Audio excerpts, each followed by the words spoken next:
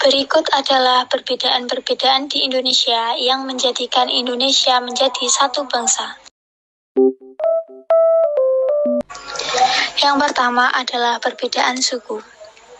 Suku adalah golongan orang-orang dalam keluarga yang seturunan, atau golongan bangsa sebagai bagian dari bangsa yang besar. Di Indonesia terdapat berbagai macam suku. Namun, walaupun berbeda-beda suku, di antaranya tidak ada yang pernah membeda-bedakan. Indonesia ditunjukkan melalui beragam cara, seperti budaya maupun tradisi yang berkembang di lingkungannya. Suku Dayak di Kalimantan misalnya, para perempuan di suku ini menindik telinga mereka dengan anting logam atau emas. Semakin bertambahnya anting, artinya semakin panjang telinga mereka, dan mereka percaya bahwa semakin panjang telinga, maka mereka akan terlihat semakin cantik.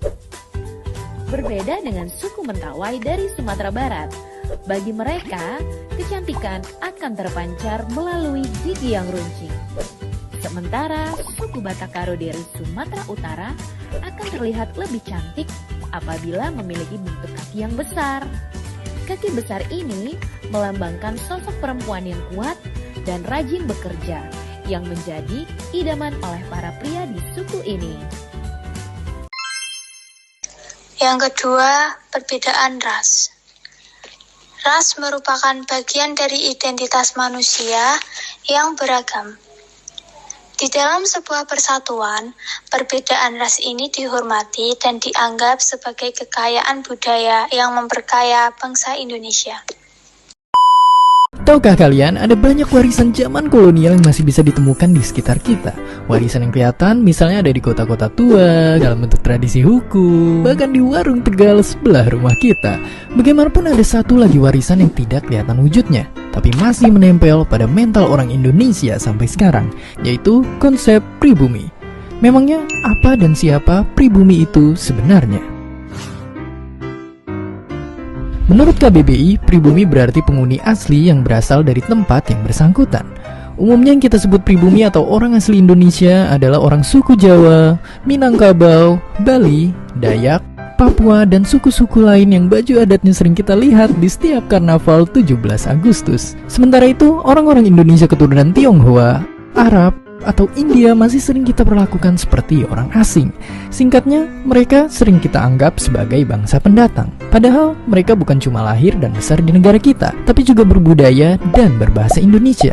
Akhirnya lahirlah istilah seperti diskriminasi dan kecemburuan sosial yang banyak kita temukan, terutama saat dunia perpolitikan sedang panas seperti pada pemilu gubernur yang terjadi di ibu kota Jakarta. Yang ketiga adalah perbedaan agama. Di Indonesia memiliki beragam agama. Keanekaragaman atau keberagaman agama adalah ragam agama yang dianut oleh warga negara di suatu wilayah negara.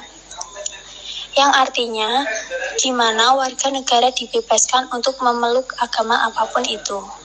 Walaupun mereka berbeda-beda agama, namun mereka tetap hidup rukun dengan perbedaan agama tersebut.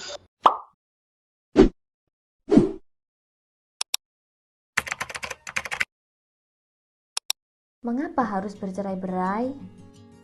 Sementara rukun begitu dekat dengan damai.